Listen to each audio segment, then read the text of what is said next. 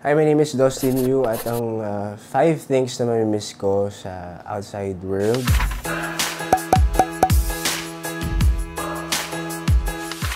First, siguro yung family ko, syempre. Second, friends. Third, yung aking restaurant na everyday kasi ako nandun during this past few months since we opened. Fourth, yung aso ko na si Kino. So, personal aso ko siya. Tapos, lately, dinetouch ko yung sarili ko kasi mamimiss ko siya. Okay, last, food. Kasi mahilig ako kumain. Yun lang.